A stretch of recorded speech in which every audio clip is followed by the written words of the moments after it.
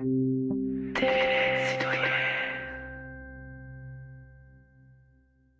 nous alimentons tous 3 fois par jour, d'une manière souvent trop inconsciente. Et aujourd'hui, on a des éléments scientifiques qui sont de plus en plus clairs. Je dirais que la science de la nutrition, parmi toutes les autres sciences de la santé, est certainement celle qui évolue le plus vite. Et en même temps qu'elle évolue le plus vite, elle est en train de démontrer ce que Hippocrate, le père de la médecine, disait il y a 500 ans avant notre ère. Ça veut dire 2500 ans à partir d'aujourd'hui. Il disait que ton aliment soit ton médicament. Comment faisait-il pour savoir ça? Tout simplement parce qu'il observait les malades et les bien portants et il faisait des comparaisons. Il voyait bien ceux qui ne s'alimentaient pas correctement et qui tombaient malades et inversement. Et aujourd'hui, évidemment, avec la biochimie, avec les technologies les plus modernes, on peut doser des oligo-éléments, c'est-à-dire des doses de produits à des quantités extrêmement faibles, pour vous dire, ben oui, monsieur ou madame, vous manquez de zinc, vous manquez de cuivre, vous manquez de tel ou tel acide aminé, de tel ou tel acide gras. Tout ça a été complètement décomposé. C'est une bonne chose, décomposé au sens où on va dans le détail. Mais en même temps qu'on va dans le détail, on ne va pas vous dire de peser au microgramme près les différents aliments que vous prenez. Vous vous alimentez en prenant, sans le savoir, 24 nutriments quotidiennement. 24. Tous les jours. Et ces 24 nutriments, il y a des nutriments essentiels. Alors tout le monde sait, il y a les sucres, il y a les protéines, il y a les lipides, puis il y a des minéraux. Tout ça, on connaît d'une manière générale, mais c'est pas ça qui est intéressant pour le grand public. Ce qui est intéressant, c'est qu'est-ce que je prends au petit déjeuner, qu'est-ce que je prends à midi, qu'est-ce que je prends au repas du soir. Est-ce que j'ai intérêt à prendre de la salade? Est-ce que j'ai intérêt à prendre un peu plus de pain, un peu moins de pain, un peu plus de produits laitiers, un peu moins de produits laitiers? La télé me dit des tas de choses en me donnant des allégations nutritionnelles. Et donc, c'est assez difficile de se repérer dans tout cela, d'autant plus que vous avez un médecin qui va vous dire l'inverse que vous dit la télé, un autre médecin qui vous dit l'inverse que dit l'autre médecin. Alors, on est où là-dedans? Mais en même temps, comme le disait Mme Sonzoni, très justement, nous sommes en face de maladies de civilisation où il n'y a pas, dans une famille, un problème qui est lié à la nutrition. Le surpoids. Je dis surpoids parce que je veux être courtois et je ne veux pas parler du mot obésité, je ne le dirai plus. On ne dit jamais à une femme qu'elle est obèse, ni à un homme, on lui dit vous avez un peu de surpoids. En général, la femme surtout sait parfaitement quel est le nombre de kilos qu'elle a en trop, je dirais même parfois elle surévalue.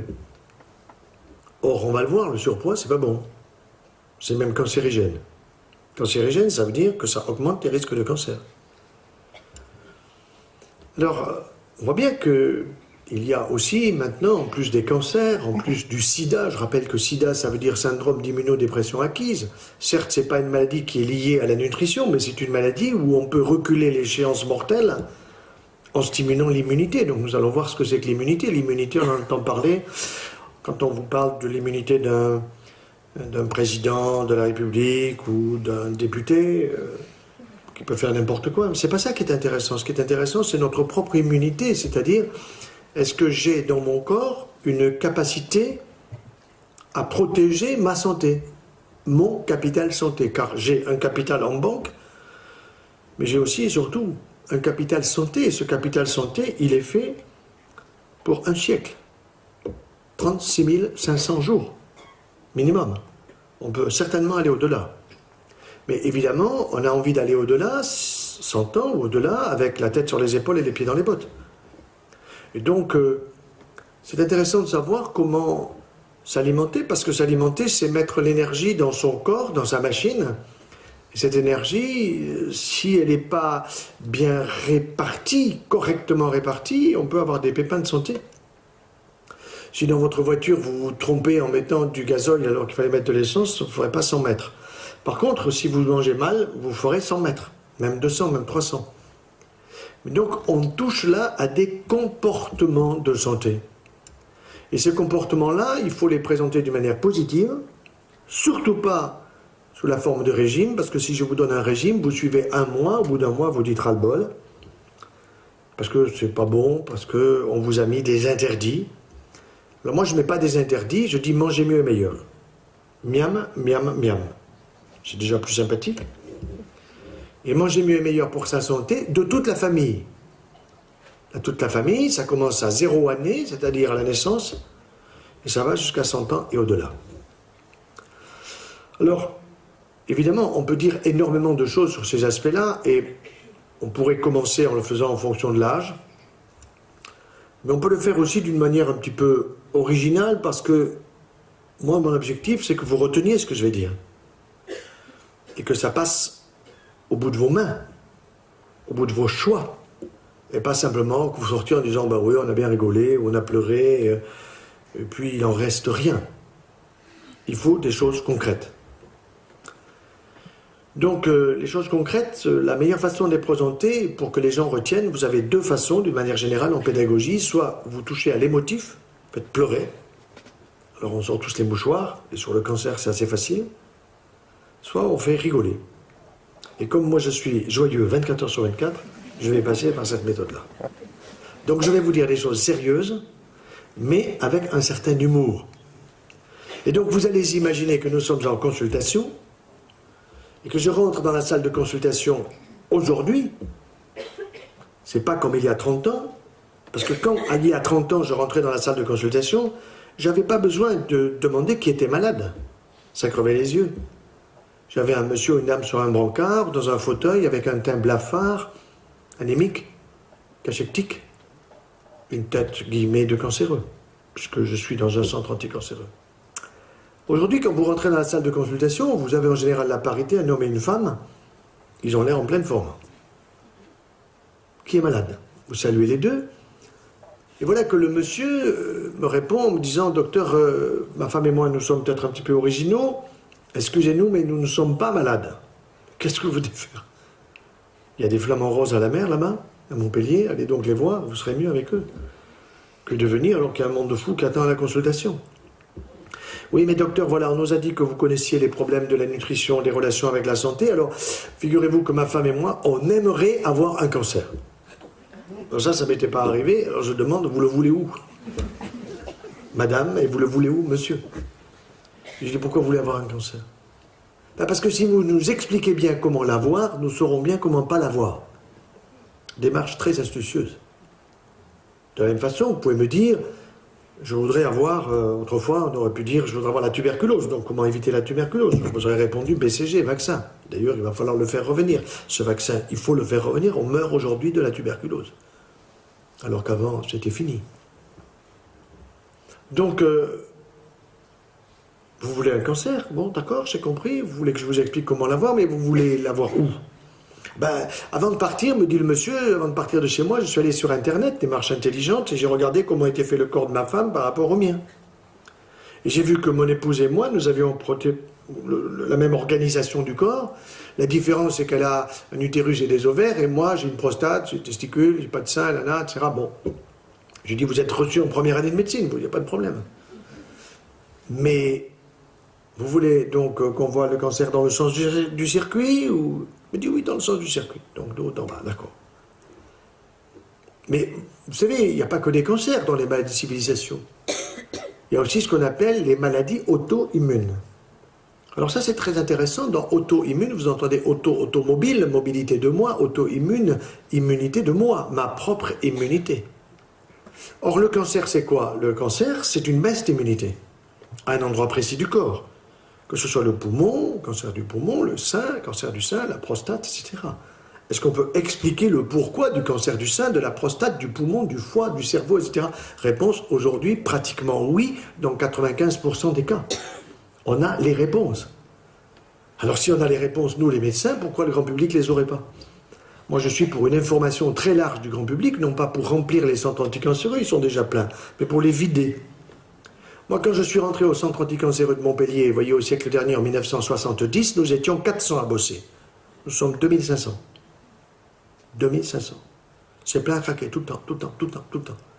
On n'a jamais assez de lits, on n'a jamais assez d'infirmières, on n'a jamais assez de personnel, de chirurgiens, etc. Bon, donc, ça veut dire qu'il y a eu incontestablement une aggravation de la situation de la santé dans ce domaine de la cancérologie, mais aussi dans le cadre des maladies auto-immunes que nous allons voir rapidement, qui sont des maladies qui touchent à notre immunité et qui rentrent dans le cadre des maladies de longue durée. ALD, affection de longue durée. Alors, pour bien comprendre, il faut comprendre comment fonctionne mon système immunitaire. Notre système immunitaire, il est très simple à expliquer, mais on devrait l'expliquer à l'école. Un gosse de CM1 pourrait comprendre. On apprend au gosse de CM1 qu'on a un cœur, et que ce cœur, il envoie du sang pratiquement toutes les secondes de la tête aux pieds. Bien. Et quasiment dans la même seconde, il le récupère. C'est fabuleux. Vous avez donc une économie extraordinaire qu'il faudrait apprendre aux banquiers. Oui, jamais de fuite. Mais ce qui est sûr, c'est que si on a une circulation de sang rouge et de sang bleu, le bleu étant oxygéné par les poumons, nous avons une autre circulation qui est peu connue, même les médecins la connaissent peu, n'en parlent peu, et c'est peut-être la plus importante, dehors du fait que, bien sûr, il faut que le cœur renvoie le sang à la tête aux pieds, c'est la circulation dite lymphatique. Quand on dit de quelqu'un qu'il est lymphatique, on veut penser d'une personne qui parle peut-être lentement, qui marche lentement, une certaine sagesse. C'est pas négatif de dire que quelqu'un est lymphatique.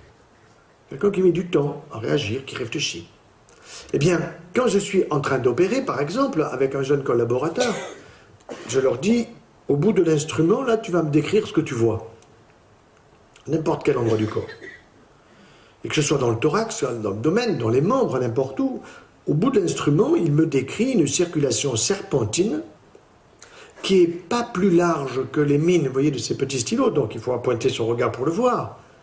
C'est serpentine comme un petit serpent, et on voit à l'intérieur un liquide qui est transparent comme de l'eau, transparent comme ça, légèrement parfois un petit peu trouble. Un petit trouble quand il y a du liquide graisseux, quand il y a du beurre, quand il y a des graisses, quand il y a des lipides, ça trouble un peu le liquide. Et ce liquide s'appelle le liquide lymphatique. Nous en avons partout dans l'organisme, sauf au niveau du cerveau, parce que le cerveau, il est protégé d'une manière très originale par un liquide qui s'appelle le liquide céphalo-rachidien. Céphalo, la tête, rachidien, parce que ça entoure aussi le rachis, donc le système nerveux central de l'encéphale, du cervelet et de la moelle épinière. Mais le système lymphatique de mon corps, vous allez le comprendre très bien, lorsque vous avez par exemple un panari au niveau du pouce, vous avez fait le diagnostic, vous appelez votre médecin, docteur, j'ai un panari, vous avez fait le diagnostic, il est juste. Donc vous allez voir le médecin pour qu'il vous soigne. Il ne va pas toucher votre panari, sinon il vous fait sauter de douleur. Il va vous examiner au niveau de l'avant-bras, ici, au niveau de l'aisselle, parce qu'il cherche la réaction lymphatique à cette infection du pouce.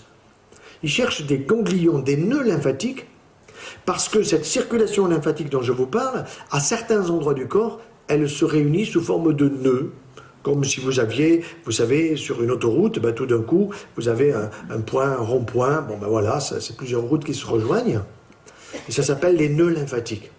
Et donc le médecin qui vous examine pour votre panari, vous examine ici pour voir si vous avez des ganglions au niveau de l'avant-bras, au niveau de l'aisselle, et il est content parce qu'il les sent un peu augmenter de volume, et il dit c'est bien, le système lymphatique de ce monsieur, de cette dame, de cet enfant fonctionne bien, parce que le ganglion, il bloque le passage du staphylocoque ici au niveau du pouce, vers le reste du corps, car le corps à ce moment-là serait envahi par ce staphylocoque, ferait une septicémie qui pourrait être mortelle.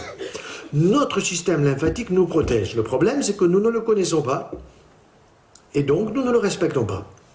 On ne peut pas respecter quelque chose qu'on ne connaît pas. Or, le respecter, c'est le comprendre et le bien nourrir. Et le bien nourrir, c'est donc notre alimentation. Alors, parmi les maladies auto-immunes, tous les organes peuvent être touchés et le sont de plus en plus souvent en fonction de ce qu'on appelle la susceptibilité génétique des personnes. Donc, on va imaginer la thyroïde, ça s'appelle la thyroïdite de Hashimoto. Hashimoto, c'est celui qui a découvert, c'est un japonais. Thyroïdite, c'est une inflammation thyroïdienne qui vous bousille la thyroïde et qui fait que vous avez besoin de prendre une hormone thyroïdienne substitutive, lévothyrox, qu'on appelle comme cela, parce que votre thyroïde ne fonctionne pas et pourtant vous en avez besoin pour l'équilibre de votre température, pour l'équilibre de votre psychisme. Si vous êtes en hypothyroïdie, vous êtes agneux, vous réfléchissez plus, vous êtes contre un radiateur et vous devenez un peu débile. Si vous êtes en hyperthyroïdie, vous emmerdez tout le monde.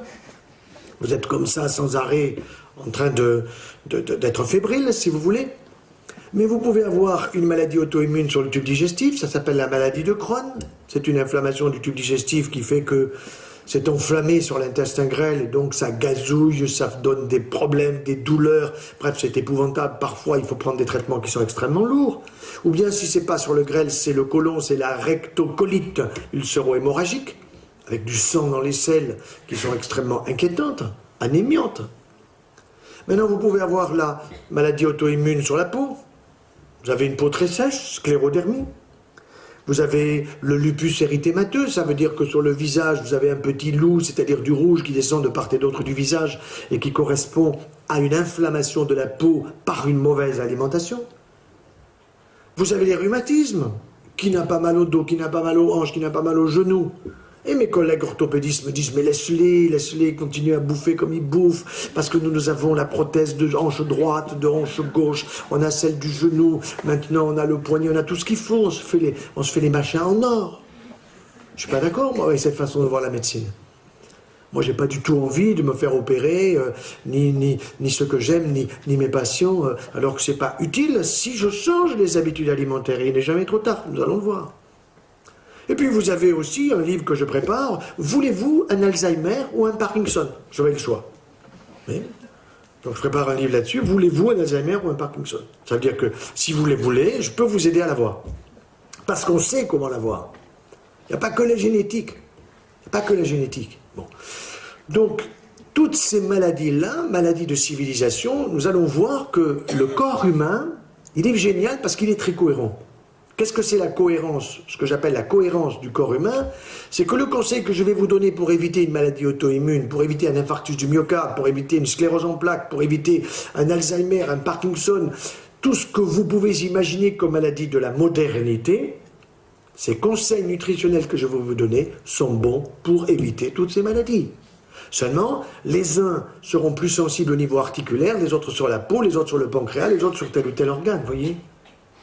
Donc, c'est intéressant d'avoir ces notions-là, et ça veut dire que la science de la nutrition est une science transversale qui doit être connue du pédiatre au début de la vie, au gériatre à la fin de la vie, en passant par le médecin généraliste, le gynécologue, l'urologue, le chirurgien, le cardiologue, le rhumatologue, bref, toutes les spécialités. Mais le problème, c'est que l'enseignement de la nutrition dans les universités, je le sais puisque je suis universitaire, il est mauvais.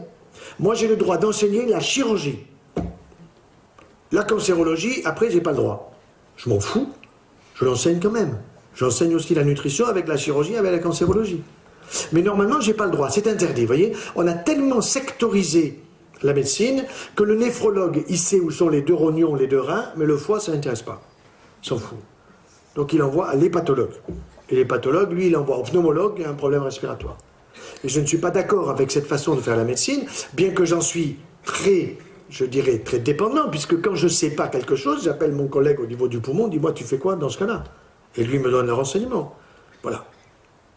Alors, essayons donc de rentrer maintenant face à ce couple qui souhaite avoir un cancer otorhinolaryngologique. On va faire dans le sens, on va faire rapidement, mais vous allez retenir, c'est très simple. Hein. Vous voulez avoir un cancer otorhinolaryngologique, c'est-à-dire au niveau de la langue. D'abord, je vais vous rappeler une chose qui est même intéressante, c'est que les papilles de la langue, madame, vous avez 30 ans, 40 ans, 50 ans, vous dites, mes papilles, elles ont 30 ans, 40 ans, 50 ans. Pas du tout. Elles ont 10 jours. Ah bon? Mes papilles ont 10 jours? Eh oui. Tous les 10 jours, sans le savoir, vous refaites vos papilles. Vos globules blancs, ils ont 7 jours. Et il y en a qui aujourd'hui finissent leur vie et un autre qui va remplacer celui qui vient de finir sa vie, 7 jours. Vos globules rouges, ils ont 120 jours. Ça veut dire qu'il y en a un ou deux ou 1000 qui finissent sa vie aujourd'hui, qui est remplacé par un autre. Les cellules de votre foie, elles vivent une année, sauf si vous esquintez votre foie avec de l'alcool, avec de la drogue, avec de la marijuana, avec tout ce que vous voulez. Une année. Bon. Donc on sait tout ça, c'est extrêmement intéressant. Et même, je dirais, au niveau cérébral, j'ai une petite anecdote qui est assez intéressante. Lorsque j'étais en première année de médecine, donc avec mes camarades, j'avais 17-18 ans. Et donc le premier cours sur les cellules du cerveau, notre professeur nous dit, bah, vous savez, les petits c'était nous, vous n'avez pas encore 20 ans, mais sachez que dans quelques années, vous allez perdre 20 à 30 000 neurones par jour. Quand je le regardais, il avait mon âge d'aujourd'hui, je me disais, lui, il ne doit pas lui rester grand-chose, quoi. Mais à la fin du cours, je ne suis pas allé lui dire, monsieur, qu'est-ce qu'il vous reste comme neurone? Je lui ai demandé, je lui ai dit, voilà, moi je suis plutôt de nature économe, je trouve que c'est intéressant d'avoir des neurones, bon, je voudrais plutôt les conserver, comment je peux faire pour les conserver? Il m'a dit, petit, tu les perdras. Mais qui a dit ça? Comment on a pu démontrer qu'on perdait des neurones comme ça, puis d'une grande quantité? Il me dit, c'est un Nobel qui l'a dit. Ah, vous savez, quand vous avez dit Nobel, vous avez pire que l'évangile. Bon, j'ai dit lequel? Il m'a dit Ramon y Caral, Madrid, 1906. Ok, je suis allé voir, j'ai vérifié. Vous savez, il faut contrôler parfois. Et c'est vrai qu'il a eu le prix Nobel pour cette raison et pour une autre, mais en réalité, il s'est trompé. Aujourd'hui, il faudrait le lui enlever. Il serait collé en première année de médecine parce que, bonne nouvelle, hein, on est capable de multiplier les neurones, on est capable de multiplier les connexions neuronales si on fait travailler son citron. Si on fait travailler son citron. Et si on le nourrit bien. Ah, si on le nourrit bien. Donc vous retrouvez la nutrition. Voyez, ça c'est extrêmement important. Alors, à partir de ce moment-là, si vous voulez donc avoir un cancer otorhinolaryngologique, je vais vous aider. Vous allez prendre des alcools forts. Je vais bien vous donner les marques. Whisky, Pernod Ricard, je le dis fortement, Pernod Ricard, il n'aime pas Pernod Ricard, mais je m'en fous. Whisky, Pernod Ricard, gin et vodka. Et à Noël, vous allez voir que dans le métro à Paris, dans les affiches ici à Chambéry, vous aurez partout des bouteilles de vodka, parce que c'est comme ça, il faut que vous en buviez, quoi. Eh bien, tout ce que vous allez retenir aujourd'hui au minimum, déjà vous pouvez le retenir, c'est tout ce que la pub vous dit dans le domaine de la nutrition, c'est ce qu'il ne faut pas acheter. Sympa, hein? C'est formidable. Nous allons le voir avec beaucoup d'autres produits. Donc vous voyez ça à la télé, c'est bon, j'achète pas. Vous voyez ça en ville, c'est bon, j'achète pas. Vous voyez, vous le savez déjà. Bon. Et vous pouvez stimuler cette information auprès des autres. Et d'ailleurs, en regardant rapidement l'amphithéâtre, je m'aperçois qu'il y a quand même davantage de femmes que d'hommes, et je suis toujours très content parce que je pense que quand vous informez une femme en France, vous en informez 100 d'un coup. Vous savez ça? Quand vous informez un homme, vous en informez en général la moitié d'un, sauf si vous voulez parler de sexualité. Donc je vous garde, messieurs, pour la fin de la conférence, vous aurez droit à votre petite histoire. Comme ça, je vous tiens en haleine jusqu'au bout. Donc vous avez compris que pour brûler, ça veut dire irriter d'une manière chronique au niveau de la zone du palais des saveurs. Et moi je vous dis franchement, ayez pitié de votre palais des saveurs. Le palais des saveurs, entre nos deux oreilles, vous avez 6 glandes salivaires, 2 parotides, 2 sous-maxillaires, 2 sublinguales. Vous savez combien elles sont capables de fabriquer chaque jour? 3 bouteilles comme ça, de salive. Mais la salive, c'est pas de la flotte. C'est un liquide qui contient des enzymes de la digestion, puisque la digestion commence dans la bouche, mais aussi, on le sait depuis peu de temps, autour de l'an 2000, des enzymes du goût. Figurez-vous que les animaux, tous les mammifères, n'ont pas d'enzymes du goût. Vous avez vu manger un chien, un chameau, une chèvre, etc., ils avalent. Ben nous, on fait pareil. Pourquoi? Parce que nous ne mastiquons pas, nous avons des dents. Alors on nous dit souris, ouvre la bouche, là, pour la photo, tout ça, mais les dents incisives, canines, prémolaires, molaires, à quoi ça sert? À quoi ça sert? À mastiquer les aliments, c'est-à-dire à vous faire venir la salive, et il y a un proverbe allemand qui dit qu'il faut mastiquer les aliments, 73, ça veut dire 37 fois. Faites 20. Regardez un peu comment nous mangeons, vous faites 5 et nous avalons. Moi le premier, mais maintenant je fais attention, je compte. Avec ma femme, on fait des petits calculs, vous voyez. On fait des petits concours. Parce qu'elle voit ma pomme d'Adam. On voit plus la pomme d'Adam qu'un homme que d'une femme. Donc vous arrivez à voir mieux comment votre mari mange, que c'est plus difficile pour la femme. Et il faut mastiquer les aliments parce que notre œsophage n'est pas un tuyau avec un trou au milieu puis ça descend, pas du tout. C'est un tuyau, oui, mais dont les deux parties sont collabées l'une contre l'autre et l'œsophage, il doit recevoir des éléments liquides et pas des morceaux. Il ne doit pas y avoir un morceau de pain, un morceau de viande, un morceau de ceci, de cela. Il doit y avoir quelque chose qui est une forme de purée, si vous voulez, parce que l'ayant beaucoup mastiqué, ayant appelé la salive, parce que la salive va venir, vous avez goûté, et en goûtant, vous stimulez vos papilles. Et nous allons voir dans quelques instants que ces papilles, c'est quand même important de savoir qu'on les renouvelle tous les 10 jours, parce qu'un des premiers signes de l'Alzheimer, c'est quoi? C'est vous commencez à perdre le goût. C'est pas je perds la mémoire, pas du tout. C'est pas je perds la mémoire. J'ai une de mes nièces qui est neurologue, et je disais, Geneviève, dis-moi quels sont les premiers signes de l'Alzheimer et du Parkinson. Elle me disait, mais tu le sais. Je dis, non, moi je suis un pauvre chirurgien manuel, toi tu es neurologue, alors tu vas me dire. Ben, elle me dit, c'est la perte du goût et de l'odorat. Je dis, pourquoi tu ne le dis pas? Ah ben parce que si on le dit, on va avoir trop de monde en consultation. Je dis, mais les gens ne sont pas cons. Si tu expliques aux gens que quand tu commences à perdre l'odorat, c'est un mauvais signe et qu'il faut stimuler l'odorat pour éviter d'aller vers l'Alzheimer ou vers le Parkinson, tu vas voir qu'ils vont se stimuler l'odorat. J'étais il n'y a pas très longtemps dans une conférence entre l'Hérault et l'Aude à Laure-Minervois, qui est un joli village, et on m'avait réuni toutes les maisons de retraite qui étaient par là, et Dieu sait qu'aujourd'hui vous en avez à l'appel. J'avais raconté tout ça, et le lendemain, la directrice qui m'avait invité m'appelle pour me remercier, elle me dit, vous savez, il fait très beau à Laure-Minervois, vous savez où ils sont les vieux? Ils sont tous à genoux dans la garrigue en train de renifler le thym et le romarin. Ils avaient compris. Car si nous refaisons nos papilles de la langue tous les 10 jours, nous refaisons les lobes olfactifs de l'olfaction, c'est-à-dire de sentir odoriférant, tous les 3 mois. Demain, nous sommes le 1er novembre, enfin on l'a passé. Eh bien, novembre, décembre, janvier, en 3 mois, je refais mes lobes olfactifs. Si je stimule pas, si j'ai pas un bon plat que je renifle, une bonne pomme bio, où je sens que c'est de la pomme, je ne stimule pas mon odorat. Donc il faut stimuler son odorat. Ce odorat, il ne nous a pas été donné pour des pruneaux, pas plus que le goût nous a été donné pour mastiquer 4 fois et avaler comme un toutou. Ça n'a pas de sens. C'est des choses simples, voyez-vous. Alors vous avez compris, l'alcool fort, ça fait brûler. Mais il faut ajouter quand même un petit peu de carbone, ça sera sympa. Vous irez chercher des Gauloises, mais ça ira plus vite si elles sont papier maïs.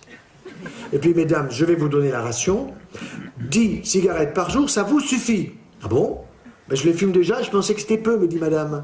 Eh bien oui, mais madame, quand vous en fumez 10, c'est comme si moi j'en fume 20. Pourquoi? Parce que la capacité respiratoire d'une femme, désolé, c'est la moitié de la nôtre. C'est désolé, c'est comme ça. Vous avez des équipes de football, hommes et femmes, vous n'avez pas des hommes et des femmes mélangés. C'est pas un problème de sexe, c'est un problème de capacité physique, respiratoire, capacité de course, etc. Bon, donc quand une femme fume 10 cigarettes par jour, c'est comme si moi j'en fume 20. C'est une catastrophe. Authentique catastrophe. Et nous voyons aujourd'hui de plus en plus de femmes, la courbe des cancers du poumon nous a croisé celle des cancers du poumon de l'homme. Et quand nous voyons les femmes avec un cancer du poumon, la plupart du temps, elles sont déjà inopérables. Ça veut dire, c'est foutu dans 1 an et demi. C'est foutu. Et ça me donne les boules quand je me dis que cette femme qui est atteinte à 35 ans, elle a commencé à fumer à 15 au lycée. Au lycée, avec le feu vert de l'éducation nationale, quand c'est pas au collège. Voilà, l'éducation nationale, pour moi, est responsable, totalement responsable. Que ce soit les ministres de droite ou de gauche, je m'en fous, ils sont responsables. De la même façon qu'ils sont responsables avec la drogue qui circule dans les écoles, pas dans l'école, mais à l'extérieur de l'école, vous savez bien. Alors, vous voulez un cancer à l'ésophage, je vais vous aider. Je vais vous aider. Elle a 52 ans, elle est pharmacien, elle vient me voir avec un cancer à l'ésophage. Une femme, 52 ans, très jeune, un cancer à l'ésophage. Mais qu'est-ce qu'elle fait? Vous fumez, madame? Non. Vous buvez? Elle n'a pas l'air alcoolique? Non. Donc j'ai pas l'alcool, j'ai pas le tabac. Alors je cherche ailleurs. Comment vous buvez vos choses là, vos tisanes, votre thé, votre café? Bouillant, docteur. Ah, ben voilà. Bouillant, ça veut dire qu'elle sent que c'est chaud, mais qu'elle sent plus que c'est bouillant. Ça veut dire qu'elle brûle régulièrement non seulement les papilles au niveau de la langue, mais en même temps, elle brûle son œsophage, et un beau jour, il y a un morceau de pain qui passe pas, parce qu'elle mastique pas assez, il y a un morceau de viande qui passe pas, alors c'est la faute au mari, au voisin, à qui vous voudrez. Alors on fait passer de l'eau, et puis ça passe pas une deuxième fois, une troisième fois, on va chez le gastro, on descend un tube, il y a une fraise dans l'œsophage. Madame, vous avez une fraise dans l'œsophage, c'est pas une fraise, c'est une tumeur. Il va falloir faire des rayons, de la chimio, opération, c'est lourd, on en guérit 25%. Ça veut dire qu'on n'en guérit pas beaucoup. Et il y a 30 ans, on en guérissait 25%. Bon, vous avez compris, on descend à l'estomac. Alors si vous allez avoir un cancer à l'estomac, c'est un peu plus difficile qu'autrefois. Je vous explique, quand j'étais jeune chirurgien, on opérait au centre anticancéreux pratiquement un malade atteint de cancer d'estomac tous les jours. Ça veut dire, grosso modo, 30 par mois, tous les jours. Aujourd'hui, 1 par mois. Donc, vous dites 30 fois moins, bravo docteur, vous avez fait de gros progrès. Ce n'est pas vrai. Ce n'est pas nous, les médecins, qui avons fait des progrès, c'est l'industrie de l'électroménager. En effet, l'industrie de l'électroménager a permis de supprimer les conserves pour passer au froid. Nous conservons les aliments au congélateur et au réfrigérateur. Et je vous rappelle une chose très importante, c'est que dans votre réfrigérateur 4 degrés, vous ne devez pas dépasser 1 semaine de conservation, et dans votre congélateur, 1 mois. Et pourtant, dans des congélateurs, il y a des lièvres ou des perdreaux qui sont là depuis l'année dernière et qui perdent toutes les qualités nutritionnelles. Parce que plus c'est longtemps conservé, plus les qualités nutritionnelles, les vitamines C, etc., les bonnes vitamines, les bons minéraux, les bons éléments, ils foutent le camp. Donc ça n'a aucun sens de conserver longtemps. Mais ce qui est sûr, c'est que la conservation au froid a évité les conservateurs. Et en évitant les conservateurs, on a évité d'irriter l'estomac. Et en irritant l'estomac, on a évité les gastrites, les inflammations de l'estomac, les ulcères à l'estomac. Et la gastrite et l'ulcère à l'estomac, ça se transforme en cancer. Mais aujourd'hui, on en voit quand même. Pourquoi? Parce que les gens sont trop stressés. Ils sont trop stressés. Et en étant stressés, quand vous avez du stress, qu'est-ce que vous faites? Vous videz mal votre estomac. Vous mangez très vite. Donc vous pensez que la digestion commence là-bas, dans l'estomac. C'est pas vrai, ça commence dans la bouche. Donc vous avez avalé comme un toutou, ça arrive dans l'estomac vous êtes stressé parce qu'il faut partir au boulot, parce que ceci, parce que cela, on a tous des stress. Et donc vous fermez votre pylore. Et quand vous fermez le pylore qui est la sortie de l'estomac, le liquide qui est dans l'estomac qui a un pH à 4, qui est donc très acide, il remonte vers l'ésophage. Ça fait un RGO. RGO, c'est pas du pâté, c'est un reflux gastro-œsophagien. Et ce reflux gastro-œsophagien, c'est une brûlure chronique régulière au niveau de l'ésophage qui fait que j'ai un homme de 52-53 ans que j'ai vu récemment qu'il va falloir opérer, alors chimio, rayon, intervention chirurgicale lourde, guérison 25%. Vous voyez? Alors dans l'estomac, vous avez aussi un petit rongeur qui n'est pas du tout sympathique et qu'on appelle l'Helicobacter pylori. Hélicobacter, hélico ça fait hélicoptère, bactère, bactérie, pylori proche du pylore. Eh bien quand vous allez avoir une alimentation que je vais vous préciser, pour avoir cet hélicobacter, puisque monsieur et madame vous le souhaitez, eh bien vous allez avoir une inflammation de votre estomac. Et pour avoir ça, c'est pas compliqué, vous allez aller au McDo. Parce qu'au McDo, vous avez du pain de mie, surtout il ne faut pas fatiguer ses ratounes, et vous avez de la viande hachée qui a été mâchée par quelqu'un d'autre avant vous. Ça, vous allez vous en souvenir. Et quand une maman, quand une grand-mère donne à ses enfants une viande hachée, eh bien, je vais la culpabiliser. Oui, je vais la culpabiliser. C'est une maman ou une grand-mère qui est indigne parce qu'elle a la flemme de couper la viande à son petit-fils ou à sa petite-fille, alors qu'il faut qu'ils aient des petits morceaux et qu'ils les mastiquent. La viande hachée est un non-sens. C'est un non-sens. Il faut apprendre à l'enfant très jeune à s'occuper de ses ratounes. Et voyez, je vais vous raconter une petite histoire qui est assez amusante. Notre première petite-fille, qui s'appelle Agathe et qui doit avoir maintenant 13 ans, 13 ou 14 ans, elle m'a écrit d'ailleurs ce soir, eh bien, quand elle arrive à ses 6 mois, notre fille aînée m'appelle, papa, Agathe a une dent. La Terre s'arrête de tourner, vous êtes d'accord? Bon. Alors je lui dis félicitations, nous on était à Montpellier, elle était à Paris, gros bisous à Agathe, tout ça. Et je lui dis, ma fille, sais-tu ce que ça veut dire? Elle me dit, papa, elle a une dent. Donc, pourtant la fille, elle a fait de belles études, hein. On lui a payé de belles études. Hein. Une dent, c'est une dent.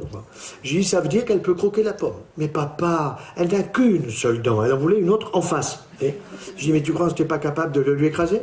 Je lui dis, écoute, c'est l'hiver, tu vas faire le test suivant. Il y avait des mandarines à l'époque. Tu vas prendre une mandarine, tu vas bien l'appeler, tu vas mettre une tranche de mandarine sur les lèvres d'Agathe. Voilà, 6 mois. Et puis tu me dis ce que ça donne. Le lendemain, allô papa? Agathe a horreur des mandarines. Bon, pourquoi? Parce que j'ai fait ce que tu m'as dit avec beaucoup d'amour, tout ça. Et puis je lui ai mis la mandarine. Elle a fait une grimace, tu n'imagines pas. Décris-moi des grimaces. Écris-moi. Elle me dit, elle a fermé les yeux, elle a froncé les sourcils. Je dis, mais elle se concentre. C'est tout. Elle ne connaît pas ce goût, c'est nouveau pour elle. Donc elle se concentre. Agathe adore les mandarines, tout simplement. Pourquoi? Parce que l'enfant, de 1 à 6 mois et même une année, les papilles, elles sont sur les lèvres. Elles ne sont pas encore sur la langue. Si je vous mets du sel ou quelque chose sur les lèvres supérieures ou inférieures, vous ne savez pas. Vous ne savez pas me dire si c'est du sucre ou du sel. Vous le mettrez sur la langue et vous allez le savoir. Par contre, l'enfant, lui, il a le goût sur les lèvres. Et ce sont des choses qui sont simples, évidentes. Ça veut dire qu'un enfant, quand il arrive à sa première dent, il faut commencer à lui écraser les choses. C'est pas à aller lui chercher une compote. Moi, je prescris les compotes la veille du départ dans l'au-delà.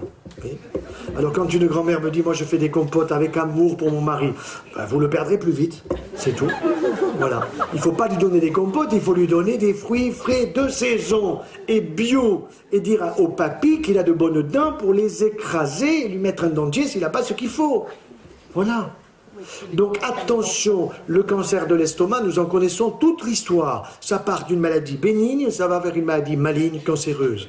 Ça part d'une inflammation, un petit germe qui est sur place, et ce germe, pour le supprimer, eh bien on vous dit il faut un traitement antibiotique d'1 semaine. Le gastro vous dit ça. Il a tout à fait raison. Sauf que, moi je dis, vous n'avez même pas besoin de prendre ce traitement antibiotique, vous allez prendre un produit que les abeilles préparent pour vous. Les abeilles sont à votre service. Les abeilles, c'est la sentinelle de l'environnement. Je vous rappelle qu'autrefois, la sentinelle de l'environnement dans notre société, c'était un canari qu'on mettait dans les mines. Et quand le canari commençait à plonger la tête vers le bas, on disait aux mineurs, cassez-vous, ça va péter. Eh bien, aujourd'hui, vous le savez, nous avons malheureusement, que ce soit en Savoie, en Languedoc-Roussillon ou ailleurs, on a des cheptels, c'est-à-dire les colonies d'abeilles qui sont décimées par les pesticides et les insecticides de l'agriculture productiviste à laquelle je suis totalement contre, qui est une agriculture nulle, dangereuse, inefficace au niveau de la santé des gens, mais qui est efficace peut-être au niveau du pognon. C'est Monsanto. Monsanto qui tient pratiquement, je dirais, plus d'un tiers du marché des semences du monde. Avec ça, vous pouvez acheter des députés, des sénateurs, vous pouvez acheter beaucoup de monde. Hein. Bon. Donc, ce qui est important avec les abeilles, c'est qu'elles vous font de la propolis. Et la propolis, c'est quoi? C'est quand l'arbre pleure sa petite résine, en particulier le bouleau, l'abeille y va, attrape cette petite résine qui est la larme de l'arbre, la prend sur ses petites patounes, la met dans sa bouche, la mastique et va ensuite mastiquer, c'est le cas de le dire, toute la ruche, de telle façon que la ruche, la maison des abeilles, elle est plus stérile qu'un bloc opératoire. Plus stérile qu'un bloc opératoire. Et si une petite souris s'aventure là-dedans pour aller chercher quelques sucres au niveau de l'essaim, elle va se faire piquer par la reine, qui n'en meurt pas d'ailleurs. Elle va mourir, mais il n'y a personne pour la transporter. Alors elle ne va pas vous téléphoner pour vous dire venez la virer. Non, ne vous inquiétez pas, ils vont l'enrober de propolis exactement comme on faisait avec les pharaons. Et pourquoi nous retrouvons des pharaons, je dirais, en bonne forme, si on peut dire? C'est parce qu'ils ont été enrobés par les Égyptiens à l'époque, qui le savaient depuis déjà fort longtemps, puisque l'abeille était présente il y a 50 millions d'années, elle nous a largement devancés, mais elle est à notre service dans beaucoup d'aspects. Vous poserez certainement des questions sur le sujet. Donc prenez de la propolis, sous forme de gomme, sous forme de comprimé, et voyez, après les conférences, d'une manière générale, souvent, la voix, là les micros sont très bons, je vous en remercie, mais souvent ma voix est un petit peu éraillée quand on a parlé longtemps, alors j'ai ma propolis avec moi, voilà. Après, je prends un petit comprimé, je suce ça, paf, c'est fini. Et mon larynx, il est tout neuf tout de suite. Si j'ai un début d'angine, c'est l'hiver, un petit début d'angine, je sens la petite angine qui me gratouille au fond de la gorge. Propolis, j'ai pas besoin d'aller chez le toubib, j'ai pas besoin de prendre des antibiotiques, économie de la sécurité sociale, et Madame Touraine est toute contente. C'est des choses si simples et tellement importantes.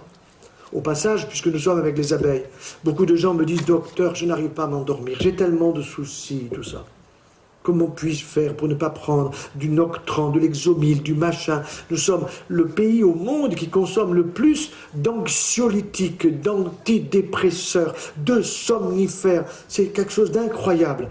Alors que vous mettez une cuillerée à moka, maximum, une cuillerée à café, dans le petit trou qui est sous la langue, vous vous allongez, et vous allez vous endormir tranquillement et vous n'avalez pas. Pourquoi? Parce que les oligo-éléments que vous avez dans le miel, avec un peu de propolis éventuellement, sont absorbés sous la langue et vous allez vous endormir comme un ange. Il n'y a pas de problème.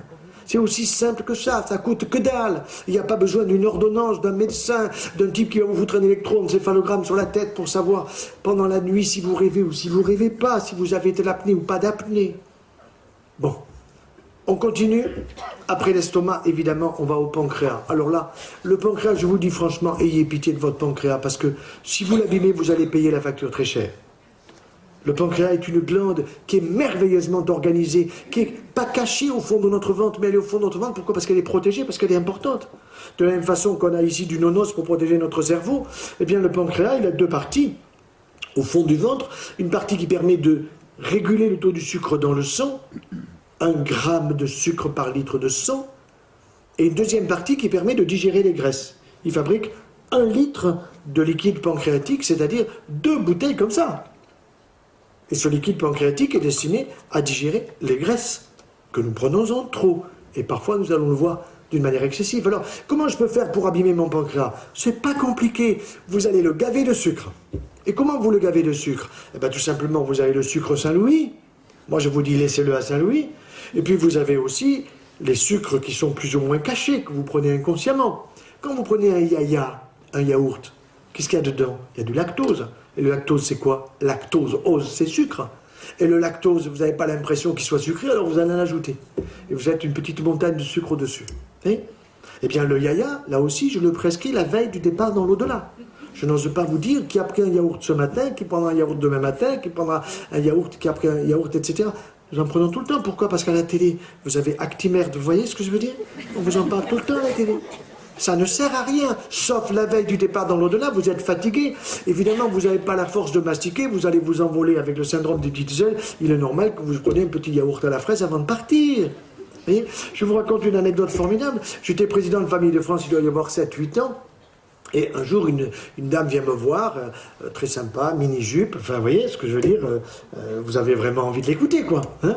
Et alors, elle vient me dire, voilà, nous avons dans tel groupe un yaourt qui est un yaourt extraordinaire pour la santé. Ah bon? Vous avez des preuves? Ah ben bien sûr. Alors elle ouvre son ordinateur et puis elle me présente une vingtaine de diapositives pour me présenter ce yaourt absolument extraordinaire pour la santé qui avait été testé chez les souris, chez les rats, chez les babouins, chez les cochons d'Inde, enfin tout le monde, quoi, sauf l'homme. Et je me suis dit, elle vient me tester, quoi. Bon, alors elle présente tout ça et puis à la fin, c'était très intéressant parce qu'il y avait de la statistique, il y avait des P00 machin, il y avait de l'histogramme, c'était scientifique. Bon, je lui dis, écoutez, c'est bien, mais qu'est-ce qu'il faut que je dise à ma femme, à mes enfants, à mes malades, puisque c'est si bon pour la santé, je leur dis quoi? Ben, elle me dit, vous allez leur dire qu'ils auront la peau douce. Je lui dis, là ou là? Elle me dit, de la tête aux pieds. Bon, formidable. Je dis, mais madame, combien il faut en prendre? Ben, vous savez, on a fait la statistique à partir des rats, du poids, des rats, des souris, des cochons d'Inde et compagnie. Eh bien, il faut normalement en prendre 4 par jour. Ah, d'accord. 4 par jour. Un quand? Petit déjeuner, repas de midi, repas du soir, et un avant d'aller se coucher, parce qu'en plus, il y aura ce qu'il faut pour vous endormir. D'accord. Je commençais à m'endormir, moi, vous voyez. Alors je lui dis, mais d'accord, 4 par jour, et pendant combien de temps? Ah, elle me dit, surtout pas s'arrêter, hein. Oui, mais d'accord, combien de temps? Elle me dit, 70 jours consécutifs, les statistiques. 4 x 7, 28, ça fait 280 yaya, et vous avez la peau douce, madame. Vous avez la peau douce. Très bien. Alors j'étais sûr que j'aurais la peau douce après ces 280 yaya. Et je lui dis, bon ben, ça y est, c'est la peau douce et je m'arrête. Et là, elle me regarde avec un regard de deuil et elle me dit, monsieur, en 10 jours, vous flétrissez. Alors je me suis dit non, je ne lui ai pas dit à elle qu'on se foutait du monde, mais j'ai écrit au patron de ce grand groupe des produits laitiers pour lui expliquer que si ça continue à passer à la télé, je lui foutais un procès au nom de Famille de France. Ça a duré 1 semaine. C'était déjà passé sur les télés. Il s'appelait, pour ceux qui s'en souviennent, le yaourt Essentiel. Ça faisait essentiel, vous voyez. Et comme elle avait dû téléphoner à ma femme, moi, ma secrétaire, qui avait dû dire que j'aimais effectivement comme fruit les fraises, elle m'avait amené un yaourt à la fraise pour que je le goûte. Je l'ai goûté, il était délicieux. Et en général, quand vous prenez un yaourt, vous le prenez à la cuillère, et à la fin, vous mettez le doigt dedans, vous vous souvenez? Et puis, pour qu'il n'en reste point. Donc tout ça, c'est une aberration complète. Il faut savoir que vous avez des sucres qui sont parfaitement observés. On sait qu'on prend du sucre, et puis vous avez les faux sucres, et les faux sucres, vous avez dans le pain blanc. C'est du sucre. L'index glycémique du pain blanc est quasiment équivalent à l'index glycémique du sucre Saint-Louis. Donc le pain blanc est une aberration. Le pain blanc était donné à l'époque chez les rois, chez les reines, dans les grandes familles, et puis on a démocratisé en disant le pain blanc c'est quand même mieux. C'est faux, c'est pas le pain blanc qui est bon. Ce qui est bon, c'est le pain complet. Et nous allons voir ce qu'il faut penser du gluten dans quelques instants. Alors, votre pancréas, si vous voulez l'abîmer, ben, vous allez prendre du coca, bien sûr. Vous savez que coca, il faut en avoir toujours à la maison pour nettoyer son tapis. Il faut en avoir pour déboucher quand vous avez un tuyau qui ne marche pas bien. Vous y allez avec du Coca-Cola. C'est excellent, sauf si vous avez le choléra. Ça veut dire que le Coca-Cola, je suis pour, remboursé par la Sécu, en pharmacie, en cas de choléra. Sinon, c'est une aberration. Dans 1 litre de coca, vous avez l'équivalent de 17 morceaux de sucre. Et l'objectif, quand vous avez pris le coca, c'est que vous avez stimulé le taux du sucre dans le sang parce que c'est absorbé par l'estomac, donc le taux du sucre passe à 1,5 g, 1,10 g, 1,12 g. Le pancréas reçoit un message, attention, il y a trop de sucre dans le sang, et qu'est-ce qu'il va faire? Il va envoyer de l'insuline. Et comme le pancréas fait bien son travail, il envoie de l'insuline pour faire passer le taux du sucre de 1,10 g à 0,95 g, et quand vous êtes à 0,95 g, vous avez soif. Donc il vous en faut une autre bouteille. Alors ils ont créé le light. Il n'y a pas très longtemps, je vais voir l'un de mes collègues, c'était l'été dernier, et pour montrer un dossier difficile, radiologue, et je lui dis, je vois sur sa table une bouteille de coca. Je lui dis, vous buvez cette saloperie? Ah, il me dit, monsieur, c'est du light. Ah d'accord, c'est du light. Je lui dis, mais vous savez que c'est plein d'aspartame? Ah, il me dit, non, c'est du zéro. Je lui dis, mais regardez, zéro quoi? Ah, il me dit, c'est zéro, il y a écrit zéro stress. Lui, il avait compris 0 d'aspartame. Je lui dis, il y a 0 de sucre, mais c'est plein de faux sucre. Prenez votre loupe, parce qu'il faut une loupe pour le voir. Il a pris sa loupe et il a vu. Il est au bib. Il ne le sait pas. Il se fait avoir. Lui, sa femme, ses enfants, toute la famille. Il a compris maintenant. C'est fini. Il n'en prend plus. Mais il faut donner l'explication. Mais qui c'est qui sponsorise les Jeux Olympiques? Qui c'est qui sponsorise l'équipe de PSG ou je ne sais pas quoi? Évidemment, c'est eux qui ont du pognon. Alors maintenant, ils ont compris, ils ont supprimé l'aspartame, ils vont le supprimer, mais il faut que vous finissiez les bouteilles. Ils vont mettre la stevia. Ça, c'est déjà pas mal. Ça sera un sucre végétal. C'est un bon sucre, mais le problème, c'est qu'ils ont déjà certainement fait la formule chimique, et donc vous aurez droit encore à un sucre synthétique, à tous les coups, persuadé. Et non, nous n'avons pas besoin de boire des boissons sucrées. Le jus d'orange du matin, c'est un non-sens, c'est l'orange qu'il faut manger. Le jus de pomme est un non-sens, c'est la pomme, parce que vous avez la pomme et le jus, et vous avez besoin des fibres. Nous allons voir dans quelques instants pourquoi. Alors, donc, votre pancréas, essayez pitié de lui en ne le stimulant pas trop au niveau des sucres. Ensuite, ne le stimulez pas trop en le forçant à digérer les graisses. Or, d'une manière générale, le grand danger, c'est de le stimuler en prenant des graisses cuites. Barbecue. Moi, je suis pour le barbecue, mais pas l'horizontal, le vertical. C'est-à-dire le vertical qui fait que la viande, la saucisse ou le poisson sont à la verticale et que les gouttelettes tombent sur la rigole qui est en bas, mais il n'y a pas de pyrolyse de la graisse qui va se mettre, c'est le point noir ou les éléments noirs sur la saucisse, sur la viande ou sur le poisson, qui sont des benzopyrènes authentiquement cancérigènes et des choses, des nitrosamines également. Donc ça aussi, il faut le savoir. Mais quand j'ai demandé pourquoi il y avait encore des barbecues horizontaux, on m'a dit, écoutez, ils en ont construit 12 millions, quand tout le monde les aura consommés, à ce moment-là, on fera du vertical. Ça veut dire qu'on continue encore à vendre de l'horizontal. Alors que c'est une aberration complète.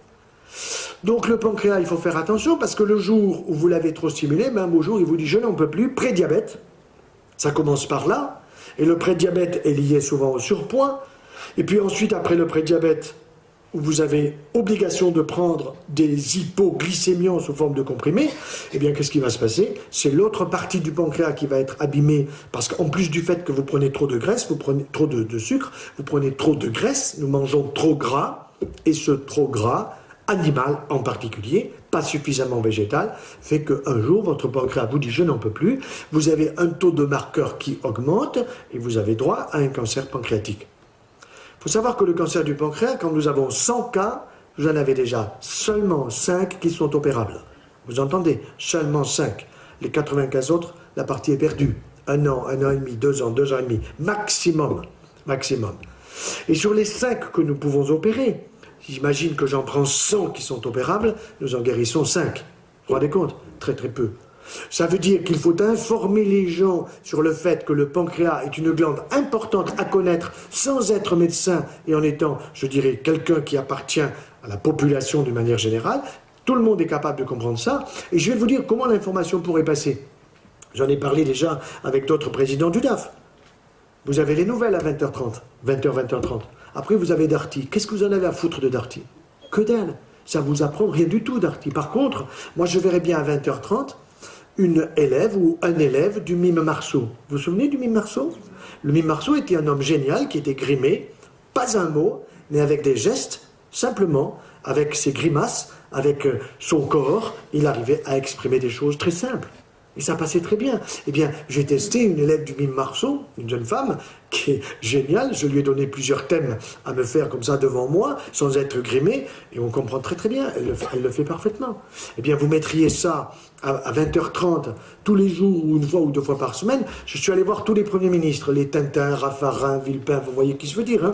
Bon, tous m'ont dit que l'idée était géniale. Il n'y en a pas un qui a été capable de faire passer l'idée, pas un seul.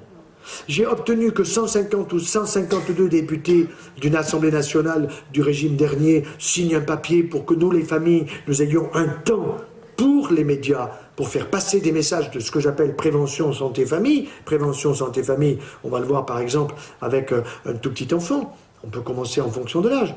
Ah, ils m'ont dit que c'était génial mon idée. Mais ils n'ont pas été foutus d'aller plus loin. Ça passe jamais au niveau du gouvernement. Et bon, il faut pour ça qu'il y ait plus de la moitié des députés qui votent votre idée. Alors l'idée, elle est géniale, mais ça n'avance pas. Ça fait rien. Il faut persévérer. Il faut persévérer et je pense que par l'intermédiaire justement des mouvements familiaux et des unions départementales, nous pourrions arriver à obtenir cela. Il faut se battre. Il faut persévérer. Donc, vous avez compris, le pancréas, il faut bien le connaître pour le protéger. Ensuite, vous me demandez un cancer du foie. Je ne connais pas bien votre ville, mais je vous dirai à Lyon, que je connais à peu près, Marseille, que je connais, Paris, Montpellier, je vous dirai dans quel quartier il faut aller pour avoir un cancer du foie. Alors vous voyez, c'est dépendant d'un quartier. Pourquoi un quartier? Parce que c'est un quartier où circule la drogue. C'est un quartier où il y a des personnes qui sont des personnes qui ne vont pas bien, qui sont des pauvres au sens, non pas intellectuel, mais au sens essentiellement affectif. Ce sont des gens qui souffrent. Ce sont des gens qui cherchent des paradis artificiels avec la marijuana pour commencer, qui finissent malheureusement avec des drogues dures. Et on nous propose aujourd'hui de faire des salles de shoot pour qu'on puisse se shooter proprement, avec la drogue qui sera fournie, la seringue qui sera fournie. C'est une aberration, c'est un non-sens total. Il faut aider ces gens à retrouver un sens de la vie qui ne soit pas un sens lié à des paradis artificiels. Or, quand on se pique, quand on se repique, même si la seringue peut être propre la première fois, la deuxième ou la troisième fois, quand on n'a pas le temps parce qu'on est hyper pressé, on prend celle qui est là, sinon on devient violent. Alors, de toute façon, eh bien, on se passe le virus de l'hépatite B ou de l'hépatite C. Et comme en plus il y a souvent de l'alcool, et des alcools forts, comme souvent il y a en plus de la cigarette qui n'arrange pas au niveau de l'oxyde de carbone, c'est le meilleur moyen pour avoir un cancer du foie. Je vais vous raconter une histoire que l'on peut dire aujourd'hui publiquement, parce que l'homme est un homme que nous aimions tous et qui a perdu la vie. Vous vous souvenez de Serge Gainsbourg? Bien un jour j'étais à Paris et l'un de mes collègues, chirurgien du foie, comme moi, me dit, tu sais, demain j'opère Serge Gainsbourg. Ah bon, tu opères de quoi? Problème au foie. Ah bon, oula, ouf, ça m'étonne pas que tu l'opères du foie. Et tu penses que tu vas pouvoir faire quelque chose? Il me dit, je sais pas, ça va être dur. Bon, et le surlendemain, il m'appelle, il me dit, j'ai ouvert et j'ai fermé. Ouais, j'ai ouvert et j'ai fermé, ça veut dire quoi? Ça veut dire qu'on n'a rien pu faire. Bon, et il a perdu la vie très tôt, alors que cet homme était génial. Seulement voilà, c'est bien gentil de brûler un billet de 100 balles devant la télévision en faisant le beau, en disant j'ai rien à foutre de l'argent. C'est bien gentil de fumer comme un pompier, mais un jour on paye la facture. Oui. Alors, moi je ne suis pas pour culpabiliser, je suis pour informer. Et informer avec un peu d'humour, avec vous fumez 10 cigarettes, passez à 5, de 5 passez à 3, de 3 passez à 2. Faites-le progressivement, parce que je sais que vous ne pouvez pas arrêter brutalement. Donc, pancréas, foie. Après, vous voulez un cancer de l'intestin grêle? Désolé, c'est très difficile. Je ne peux pas vous donner facilement un cancer de l'intestin grêle. Pourquoi? Parce que nous en avons 5 à 6 mètres. Vous vous rendez compte? On a 5 à 6 mètres là dans le ventre. Et ça correspond pratiquement à la surface d'un terrain de handball. Vous voyez, on a un terrain de handball dans le ventre qui est une surface d'absorption de tous nos nutriments. Parce qu'il y a des villosités, des grandes et des petites, qui sont parfaitement organisées, génialement organisées, et qui sont là dans notre ventre. Mais ça circule beaucoup. Et qu'est-ce qui circule? Du liquide. Il en circule combien? Eh bien, il en circule 20 bouteilles comme ça. 10 litres. 10 litres. 10 litres de liquide qui circulent dans mon intestin. Vous allez me dire, mais d'où vous les sortez les 10 litres? Ben, on va les calculer ensemble. 1 litre minimum de salive. En général, c'est 1 litre 2, 1 litre 5. 1 litre de liquide de l'estomac, je suis à 2 litres, 2 litres 2, 2 litres 5. 1 litre de bile par le foie, 3 litres. Ensuite, j'ai le pancréas, 1 litre. Ensuite, j'ai 1 litre par mètre de grêle. 5 mètres, 5 litres. 6 mètres, 6 litres. Total, je suis à 10 litres. Plus ce que je bois. Et à la sortie, j'aurai grosso modo 1 litre et demi maximum d'urine. Plus dans les matières, normalement, il y a très peu de flotte. Sauf si on a le choléra. Bon. Donc, ça veut dire que ça circule énormément. Et quand ça circule, ça stagne pas. Alors, on entend parfois gargouiller. On l'entend, surtout si on a été opéré, si on a des petites adhérences. On sent qu'il y a des petites cascades, si vous voulez. Mais si on n'a pas été opéré, on n'entend pas. Et pourtant, si vous mettez un stéthoscope sur votre ventre, vous entendrez que ça circule maximum. Bon. Donc, difficile, madame, désolé, monsieur, de vous faire un cancer sur l'intestin grêle. Par contre, je vais vous aider pour le côlon. Ça, c'est possible. Alors là, il n'y a pas de problème, parce que le côlon, c'est comme la politique, vous avez le droit, vous avez le transverse, vous avez le gauche, vous avez le sigmoïde, vous avez le rectum. Et là, l'important, c'est que ça stagne. Et nous sommes un pays souvent de constipés. Vous avez vu à la télévision un peu les gens, les hommes politiques, les femmes politiques, actuellement, la constipation qu'ils se prennent, c'est quelque chose d'inouï, quoi. Bon, ils sont constipés. Moi, quand je suis dans une gare ou dans un aéroport, je regarde, je me dis, mais cette dame, ce monsieur, il faudrait lui expliquer les choses. Il faudrait lui expliquer qu'il ne faut pas que ça stagne, il faut évacuer tous les jours. Et pour ça, il faut un râteau et un moteur. Alors, quel est le râteau? Eh bien, le râteau, ce sont les fibres des fruits. Les fibres des fruits, des légumes et des légumineuses. Mais des fruits de saison et des fruits frais, pas des fruits en compote et pas la pomme au four, des fruits frais pour ne pas abîmer les fibres. Mais ces fibres ne seront efficaces que si vous les mastiquez bien. Sinon, pour les spécialistes, vous allez faire des phytates et vous aurez de la malabsorption. Donc il faut bien mastiquer votre fruit, votre pomme, votre poire, votre kiwi, peu importe. Et les fruits, il faut en consommer 4 à 6 par jour. et bio, et de proximité, et pas aller chercher des fruits qui arrivent de Pologne, j'aime bien les Polonais, ou qui arrivent d'Italie, ou qui arrivent de je ne sais où, des fruits de proximité. Donc le mieux c'est de connaître l'agriculteur, car aujourd'hui je dis, et je donne souvent des conférences sur ce thème, que l'agriculteur c'est le premier acteur de santé. L'apiculteur c'est le premier acteur de ma santé, celui qui s'occupe des abeilles. Vous voyez, premier acteur de santé, dans la mesure où il n'est pas dans une agriculture productiviste, où il est là pour m'exploiter et nous prendre pour un consommateur. C'est souvent comme ça, on nous prend pour ça. Consomme tant que tu peux. Publicité, et ils nous suivent. Puisque quand ils vous mettent une nouvelle publicité, croyez-moi, un, elle a été testée, et deux, ils vous suivent. Dans les supermarchés, partout où vous avez des caméras. Ce n'est pas simplement pour les voleurs, c'est pour savoir si vous faites bien ce qu'on vous demande de faire. Ce que vous avez vu à la télé, il faut le faire. Parce qu'on vous a raconté une salade en vous disant que c'était bon pour votre santé. Alors, les fibres, c'est le râteau. Mais un râteau, eh bien évidemment, il faut ratisser, ça veut dire qu'il faut le faire avancer. Et pour le faire avancer, eh bien, il faut un petit moteur. Et le petit moteur, c'est la musculature intestinale qui va se contracter pour faire avancer les éléments qui sont dans le côlon, c'est-à-dire les matières que nous ne devons pas garder. Et ce petit moteur, ce sont les polyphénols, ce sont les flavonoïdes. Vous les avez dans le vin, plus dans le rouge que dans le blanc, polyphénols qui sont présents. Vous les avez dans le thé, plus dans le thé vert que dans les autres thés, mais il y en a toujours dans ces éléments-là. Vous en avez dans l'huile d'olive, donc tous ces éléments sont très positifs, et en particulier l'un d'entre eux qui s'appelle la rutine, comme la rustine, vous enlevez le S, et ce polyphénol qui est la rutine est spécifique de la contracture de la musculature intestinale. Pas besoin d'aller chez le pharmacien, il faut aller chez le vigneron. Vous voyez, c'est plus sympa, mais attention, moi je donne toujours la dose. C'est un ballon, j'ai pas dit un litron, d'accord? Un ballon de bon vin, j'ai même pas dit un ballon de la foire de Munich, parce que si vous allez à la foire de Munich, vous regarderez que la foire de Munich, moi j'y suis allé, ça commence par terre le verre, et ça finit très haut. Hein. D'ailleurs, ils ont pratiquement le pistolet, les types, pour pisser en même temps qu'ils picolent, hein, parce que ça fait le tour immédiat. Bon. Donc, ça veut dire que le vin est bon pour la santé, mais, et ça c'est très intéressant, beaucoup de femmes me disent, docteur, moi je suis allergique. Non, madame, il n'y a pas d'allergie au bon vin. Soit vous prenez un vin qui a trop de sulfite, parce qu'il n'est pas bio, soit vous prenez le vin comme fait votre mari, c'est-à-dire vous pompez les hommes, vous copiez, vous faites du copier-coller, c'est-à-dire que vous prenez le vin au début du repas. Nous, voyez, les hommes, très souvent, on demande un petit coup, alors on prendra un vin cuit, un bagnoul, un muscat, tout ce que vous voulez, ça m'est égal, et de votre région. Et on commence comme ça nous met un peu le cœur en fête. Et vous, quand vous commencez en nous copiant, ben ça vous fait le bout du nez rouge, les pommettes rouges, vous êtes un petit peu, il y a une petite gêne, qui c'est qui m'a offert ça? Alors vous dites à votre mari, chérie, je suis allergique, et lui il est d'accord, il va prendre votre verre, il n'y a pas de souci. Bon.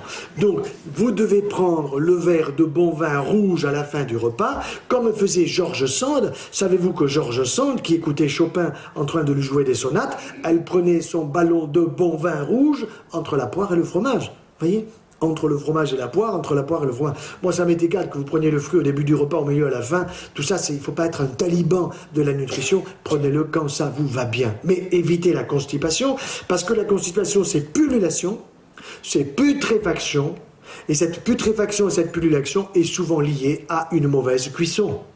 Le micro-ondes, vous savez que le micro-ondes, des ondes micro qu'on ne voit pas, eh bien si jamais vous avez une fuite, ça vous esquinte la cataracte, ça vous esquinte la cornée, il y a des cataractes précoces. Ça veut dire que le micro-ondes, il ne faut pas le mettre au niveau des yeux des enfants, le mieux pour moi c'est de le mettre sur l'armoire, encore mieux à la poubelle. Le micro-ondes. Alors vous avez la cocotte minute, celle-là vous la mettez au plafond, à ma grand-mère chérie, 1883. La solution idéale, c'est la cuisson à la vapeur douce. Et la cuisson à la vapeur douce, là-dessus, j'ai une histoire amusante. Un jour, il y avait eu la fête des mères, et alors une dame, je lui dis, madame, à la fête des mères, alors vous avez eu quoi comme cadeau, vous? Ah, il me dit, vous savez, mon mari, qu'est-ce qu'il m'aime, hein? Ah bah oui, ça suis sûr, bien sûr. Et alors, il m'a offert, docteur, un cuit-vapeur à 3 étages. Et ma voisine n'en a qu'un seul. Ça veut dire qu'elle était aimée 3 fois moins par son mari qu'elle ne l'était par le sien. Vous voyez ce que je veux dire? Je lui dis, madame, voyons, quand vous avez les petits-enfants qui viennent l'été chez vous, et que vous avez à leur offrir pour dormir aux 3 petits-enfants que des lits superposés. Il y en a un qui pisse au lit, vous le mettez où? Alors elle réfléchit, elle me dit, je le mets en bas, d'accord. Sinon il arrose ses frangins, ok? Bon. Eh bien, avec votre cuit-vapeur à 3 étages, le 3 il pisse sur le 2, le 2 sur le 1. Ça veut dire que c'est une catastrophe. Il faut un seul étage. Oh, mais qu'est-ce que je vais faire des 2 étages? Passez-les à la voisine, il n'y a pas de problème. Donc elle a parfaitement retenu ça. Un étage suffit. Il faut que le couvercle soit bombé vers le haut, qu'il soit un petit peu en chapeau de gendarme, si vous voulez, pour que la vapeur d'eau monte et soulève le couvercle par sa pression de vapeur d'eau et qu'elle ne retombe pas sur votre poulet, sur votre canard, sur vos patates, sur vos carottes, parce que sinon elles sont bouillies. Et si c'est bouilli, c'est bon pour les Anglais. Vous avez déjà mangé dans ce pays là-bas? Vous avez déjà mangé vraiment là-bas? Non, franchement, il y a un palais avec une reine. Mais je ne sais pas si ces gens-là, ils ont un vrai palais. Nous avons le palais. Nous avons un palais savoyard, un palais languedocien, un palais de Roussillon, un palais de toutes les régions de France. Et le palais français, aujourd'hui, il faut le respecter, il faut le faire connaître, il faut le stimuler. Donc, vous vous méfiez, il faut les évacuations quotidiennes. Vous savez qu'à Montpellier, nous avons Louis Nicolin qui s'occupe du sport. Et c'est lui, grâce à lui, que notre ville n'est jamais constipée. Jamais. C'est-à-dire qu'il n'y a pas de pullulation, il n'y a pas de... C'est propre, c'est nickel. Si vous allez à Marseille, je ne sais pas si ça vous est arrivé d'aller là-bas de temps en temps, c'est effrayant. Alors c'est Guérini, je crois que s'en occupe. Bon, je n'ai pas de problème avec lui. Mais ce qui est sûr, c'est que je trouve que cette ville n'est pas propre. Elle n'est pas propre, pourquoi? Parce que je n'ai pas nettoyé correctement. Et ça, c'est un sujet d'hygiène publique. De la même façon que c'est un sujet, je dirais, de santé personnelle, que de ne pas être constipé est absolument fondamental. Nous devons évacuer tous les jours. Alors, il reste maintenant à essayer de voir un peu le petit déjeuner, le repas de midi, à être un peu plus concret, à rentrer dans le détail. Petit déjeuner, il faut évidemment une boisson, il faut des choses à croquer. Alors à croquer, devant moi, j'ai au moins 2 fruits. Ce matin, j'avais une pomme et une mandarine. D'accord? Au moins 2 fruits, tous les jours au petit déjeuner. Et je vais les croquer, et je vais m'en régaler. Et je vais les garder longuement dans la bouche. Et j'aurai le jus de la pomme, et j'aurai le jus de la mandarine, de l'orange ou d'ailleurs. Bon. Ensuite, il faut une boisson. Et la boisson, c'est quoi? Ah, vous allez me dire, mon café au lait, mon chocolat au lait, mon tata au lait. Non, non, non. Nous sommes les seuls mammifères adultes, figurez-vous, à boire du lait. Avez-vous vu une vache boire du lait? Peut-être ici en Savoie, mais ça m'étonnerait quand même. Hein. Si vous la voyez, vous m'appelez, vous me faites une photo, hein, parce que ça m'intéresse vraiment. Bon. Donc, ça, c'est pas possible. Nous sommes aujourd'hui en train de boire des laitages alors que nous devons les consommer sous une forme solide, c'est-à-dire sous forme de fromage. C'est pas le yaya, parce que le yaya, comme disait récemment une maman, ma fille, elle les gobe. Elle le gobe. J'ai bien aimé cette expression. Ma fille, elle gobe les yaourts. Combien elle en prend? 3 par jour, 4 par jour, tellement elle s'en régale. Bien sûr, parce que c'est très bien fait pour que ça ait du goût. Vous comprenez? C'est plein de lactose. Et c'est plein de quoi? De facteurs de croissance. C'est quoi les facteurs de croissance, docteur? Ah, mais les facteurs de croissance, je vais vous expliquer. C'est très intéressant à expliquer. Figurez-vous que dans le lait de la maman, pour son bébé, eh bien, il y a des facteurs de croissance pour le cerveau du bébé. Vous êtes d'accord? Le bébé, 1 an après, il parle, il reconnaît Hollande, Sarkozy, les autres, il n'y a aucun problème. Il reconnaît papa, maman, il commence à parler, à jouer, il sait le bleu, le rouge, il joue, etc. Il est intelligent, il commence à peine à marcher. Il a 1 an. Par contre, le veau, lui, 1 an plus tard, il pèse déjà 365 kilos de plus par rapport à son poids de naissance. Il court, déjà. Il a pu être allaité par sa mère, bien qu'aujourd'hui, on ne le lui donne plus. Le lait de sa mère, il est pour nous. Parce qu'il faut savoir que dans le lait de la vache pour son petit, il y a des facteurs de croissance. Pour un animal qui va prendre 365 kilos, ces facteurs de croissance, c'est quoi? 3 facteurs de croissance. Alors que dans le lait de la maman pour son petit enfant humain, il y en a 7 pour le cerveau, 7 facteurs neurotrophiques. Et dans le lait de la vache pour son petit le veau, il n'y en a que 3. Un qu'on appelle épidermal growth factor, facteur growth croissance, facteur de croissance de l'épiderme, de la peau, de l'enveloppe. Le deuxième, il s'appelle transforming growth factor, facteur de croissance qui transforme les articulations, les muscles, les tendons de l'animal, et Dieu sait qu'il est costaud. Et le troisième, c'est insulin growth factor, c'est-à-dire facteur de croissance de l'insuline, c'est-à-dire insuline, pancréas, tube digestif. Voyez? Or, ces facteurs de croissance, ils ne sont pas pour moi, ils sont pour cet animal-là, qui est volumineux. Or, le problème, c'est qu'autrefois, quand ma propre maman faisait bouillir le lait, quand mon père allait chercher le lait chez le vacher, et qu'il rentrait après nous avoir amenés à l'école à la maison, on faisait bouillir le lait. Il y avait la couche épaisse. Et cette couche épaisse, c'était quoi? C'était les facteurs de croissance qui, en termes physiques, étaient floculés, c'est-à-dire qu'ils n'étaient plus actifs. Il faut savoir que la formule chimique d'un facteur de croissance, ce sont des ponts disulfures. Vous allez imaginer que ça, c'est une molécule de soufre, et ça, c'en est une autre. Un pont, c'est ce qui relie les deux. Eh bien, dans le TGF, le Transforming Growth Factor, vous en avez 9 ponts. Et pour détruire 9 ponts disulfures, désolé, il faut faire bouillir le lait. Or, aujourd'hui, on ne le fait plus bouillir. Il passe à quoi? 98% des 24 milliards de litres de lait passent à ultra haute température. Ça veut dire quoi? Ça veut dire 135 à 140 degrés, 4 secondes, 3 secondes. Ça, c'est intéressant, parce que vous détruisez les germes, mais vous ne détruisez pas les facteurs de croissance, ils sont solides. J'ai donc fait, au nom de Famille de France, une saisine au niveau de l'Agence française de sécurité des aliments qui a changé de nom, il ne s'appelle plus AFSA, mais ANSES, et j'ai obtenu 2 ans et demi pour avoir les résultats, et pour me donner un polycopié de 98 pages que j'ai regardé d'une manière extrêmement détaillée, et où on vous dit, oui, peut-être bien que les facteurs de croissance augmentent les cancers du sein, de la prostate, mais c'est si chouïa. Et quand vous regardez de près, c'est 25 à 30%, c'est pas chouïa, c'est pas vrai. C'est beaucoup. Mais moi, je veux pas avoir un cancer de la prostate, je veux pas que ma femme ait un cancer du sein, je veux pas que mes amis aient un cancer du pancréas, je ne veux pas avoir des maladies auto-immunes. Or, les maladies auto-immunes aujourd'hui sont liées à 2 choses, les excès de produits laitiers d'animaux trop grands, parce qu'il faut que l'industrie des produits laitiers considère que les facteurs de croissance, il faut les faire disparaître de ceux qui nous font consommer. Or, ils ne les font pas disparaître, ils s'en foutent. Et deuxièmement, c'est le problème de ceux qui créent ce qu'on appelle une porosité intestinale. Alors, porosité intestinale, qu'est-ce que ça veut dire? Quand vous avez un imperméable qui est poreux, s'il pleut, vous allez vous mouiller. D'accord? Eh bien, quand vous avez un intestin qui est poreux, il faut savoir que l'intestin, ce sont des cellules qu'on appelle des entérocytes, des cellules intestinales qui sont collées les unes aux autres. Il y en a des milliards. Et une cellule intestinale, elle vit 4 jours. Au bout de 4 jours, il y en a une autre. 4 jours, il y en a une autre. Et entre les cellules, vous avez ce qu'on appelle des jonctions serrées. Jonctions serrées. Or, le problème d'aujourd'hui, c'est que le gluten du pain moderne actuel, vous remarquerez que quand vous prenez du pain, ben vous avez des difficultés à trouver un trou dans le pain. Il faut une aiguille pour trouver un trou.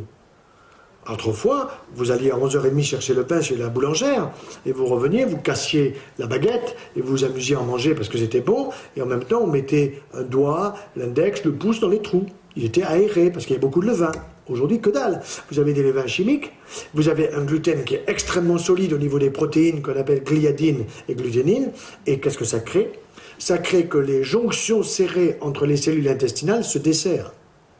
Alors je fais exprès d'élargir, mais normalement ce n'est pas une aussi large. Mais à partir du moment où ça se dessert, vous avez une mauvaise molécule qui passe. Elle devrait passer ici à travers la cellule, mais là non, elle passe entre les cellules. Et où elle va? Eh bien elle va là où il ne faut pas aller. Le calcium qu'il y a dans le lait de la vache, vous en avez 4 fois trop pour nous. 4 fois trop. Le lait de la maman contient du calcium, bien sûr, suffisamment pour le bébé. 4 fois moins que le lait de la vache, ce qui est normal, puisque le petit humain, il va prendre 5 kilos en une année, alors que l'autre, il en prend 365. Donc il est normal qu'il y ait beaucoup de calcium dans le lait de la vache. Mais on vous a mis dans la tête que si vous ne prenez pas assez de calcium, vous allez avoir de l'ostéoporose, vous finirez en poussière, ce qui est d'abord certain. Certains, on finira tous en poussière. Mais on vous fait croire que plus vous allez en consommer, et moins vous aurez d'ostéoporose. C'est faux, c'est l'inverse. C'est exactement l'inverse. Les femmes au monde qui ont le plus d'ostéoporose, c'est celles qui consomment le plus de produits laitiers. Elles sont en Suède. Elles ont la chance d'avoir, on a 6 enfants, 3 garçons et 3 filles, on en a adopté 2 de plus, donc vous comprenez pourquoi à la maison on a le sens familial et pourquoi on veut défendre fortement les familles.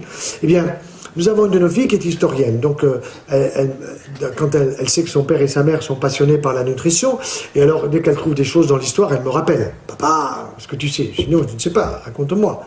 Alors, elle me dit, ben voilà, figure-toi qu'il y a un conte hongrois ou tchécoslovaque, je ne sais pas, par là-bas. Je pensais qu'elle me parlait d'un conte de Perrault, vous voyez, d'un conte d'Andersen, d'un conte à raconter, quoi. Non.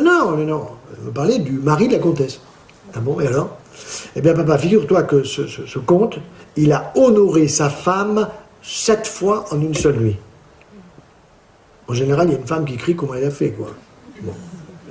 Ça a été ma question, bien sûr. Comment il a fait? Réponse, papa, il prenait des pois chiches al dente. Pois chiches al dente. Mais ça me dit quelque chose.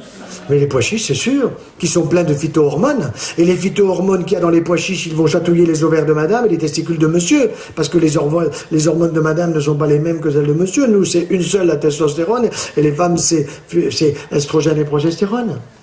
Et al dente, ça veut dire quoi?